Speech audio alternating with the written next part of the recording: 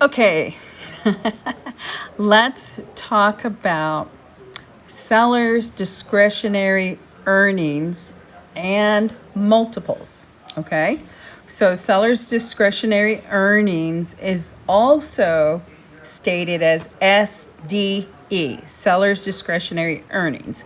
So every business has a multiple. Those multiples change. So they can change, year to year, within months, whatever. It's whatever the going multiple rate is for that industry. And then there are other nuances that put a play into the multiple. The multiple is also based on, do you have reoccurring clients? How long have you been in business? What's your reputation? So there's so many factors that play into a multiple. An owner who has a higher multiple probably has that because they have a very solid business, a business that's not going to crumble. It's solid. So maybe it's third generation, or maybe it's 40 years in business. Those are solid businesses. They're not going away unless you destroy them. Did you hear me? They're not going away unless you destroy it. Okay?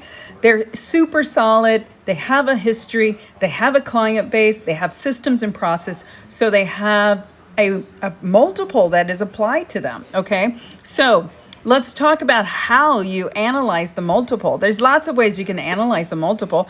A business broker or mergers and acquisition advisors has exposure to comps, same like real estate. So other business that have closed, what was the logistics around it? So we have access to all this information. And then we have access to other businesses that are selling now that are in the marketplace. So we can research that, and we're going to pull the multiple that is there. And so for my organization, we don't ever go on the high end of the multiple because you'll see varying degrees of multiples. We usually come right in the middle. And if the client is hard set on getting a certain amount of money, then it's going to be a higher multiple within that parameter. If they want to sell fast, if they want to get rid of it, they're going to be on the lower end of that multiple. That's the variance that changes these multiples. Is some businesses really, excuse the French, don't give a shit, and they're just pricing their business and selling it. And then we have access to that, and then we see, oh, wow, that just brought down the multiple, or wow, that just took up the multiple, because, there is a rhyme and reason for multiples. Anyways, okay, how do you determine the multiple? Well, you look at your cash flow. That's what you're looking at, cash flow. So you look at the revenue, you extrapolate the expenses, pure expenses, good expenses for the business, not expenses that are there to offset taxes. Well, I'm talking expenses that to run the business. Make sure it's clean, pure expenses. And then whatever the cash flow is, then you're going to do the multiple against that. The multiple for SDE is a goodwill multiple. It's also called goodwill.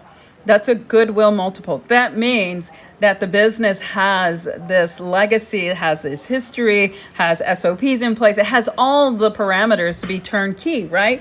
That's how the multiple is assessed. Okay, so now if you're looking at a business, and this happens to me all the time, okay, and they say, wow, your SDE multiple is super high. I say, no, it's not. You need to extrapolate the inventory or the equipment or the property or whatever else that was wrapped up in it. Because if you extrapolate those, then you're going to see the pure multiple. So I know that this sounds easy and it's simple enough, but a lot of people make the mistake of dividing that for sale and trying to come up with their multiple with property, inventory. No, none of that is included in the multiple. Those are sold separately, so they're layered on top of the goodwill. I hope I'm making sense. I hope you get this. And if you don't, drop me a comment, because I would love to have a conversation and help you learn this, because the whole thing behind being a business broker, being a mergers and acquisition advisor, is being educated. So I am a certified business valuation person, and I am a certified business broker, and I am a certified mergers and acquisition advisor. So I get those designations because I want you to have the confidence that if I do a business valuation, it's legit. It is exactly the same business valuation you would get with another business. And maybe they'll use a different style or a different way of assessing the business valuation, because there are, I think there's 3 different ways you can do that. Okay?